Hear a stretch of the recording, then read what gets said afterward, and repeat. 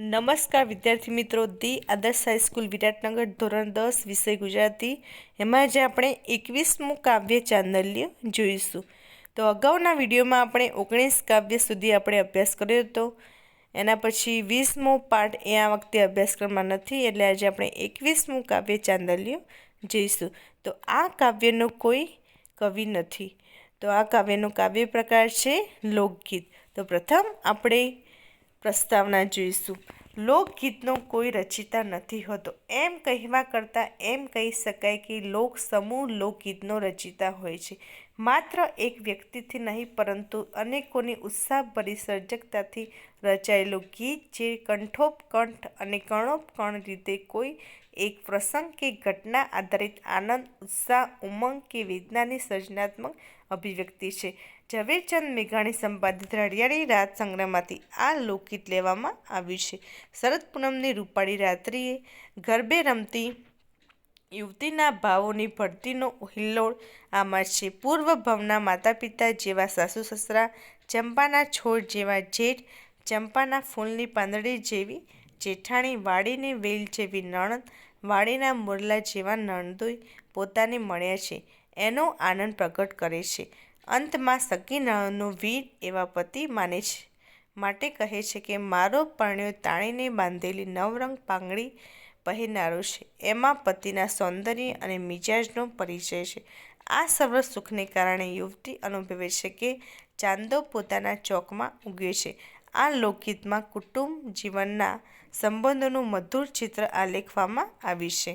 તો વિદ્યાર્થી મિત્રો, હવે આપણે કાવ્યનું પઠન કરીશું. આસો માસો શરદ પૂનમની રાત જો, ચાંદલિયો ઉગ્યો રે સખી મારા ચોકમાં.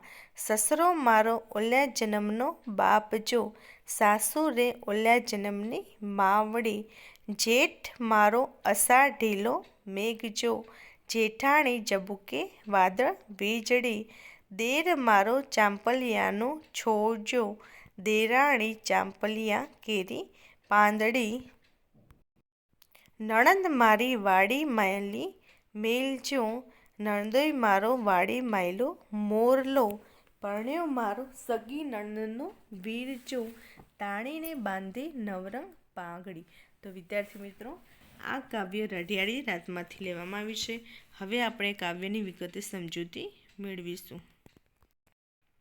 પ્રથમ પંક્તિ કે આસો માસો શરદ પૂનમની રાત જો, ચાંદલિયો ઉગ્યો રે સખી મારા ચોકમાં. તો આ પંક્તિમાં શું કહે છે કે આસો એટલે શું થાય? વિક્રમ સંવતનો છેલ્લો હિન્દુ મહિનો. શરદ પૂનમ એટલે કે આસો મહિનાની પૂનમ. ચોક એટલે ચોગાન. તો આ પંક્તિમાં કહે છે કે આસો મહિનાની શરદ પૂનમની રાત છે, સખી મારા ચોક એટલે કે ચોગાનમાં ચાંદો ઉગ્યો છે. હવે આગળની પંક્તિ, સસરો મારો ઓલ્યા જન્મનો બાપ જો, સાસુ રે ઓલ્યા જન્મની માવડી. એટલે કે સસરા મારા પૂર્વ જન્મના પિતા છે, સાસુ મારી પૂર્વ જન્મની મા એટલે કે માતા છે. હવે આગળ, જેઠ મારો અષાઢીલો મેઘ જો, જેઠાણી ઝબૂકે વાદળ વીજળી. એટલે કે શું કહે છે કે જેઠ મારા અષાઢ મહિનાના જાણે કે મેઘ એટલે કે મેઘ સમાન છે, અને જેઠાણી જાણે કે વાદળમાં ઝબૂકે વીજળી સમાન છે. હવે આગળ, દેર મારો ચાંપલિયાનો છોડ જો, દેરાણી ચાંપલિયા કેરી વાદળી. એટલે શું કહે છે કે મારા દિયર ચંપાના વૃક્ષના છોડ છે, અને મારી દેરાણી ચંપાના વૃક્ષની ફૂલની પાંદડી છે.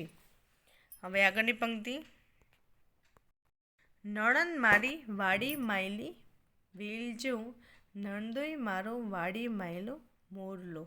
તો આ પંક્તિમાં કહે છે કે મારી નણંદ મારી વાડીમાંની એક વેલ છે, અને મારા નણદોઈ મારી વાડીમાંનો મોર છે.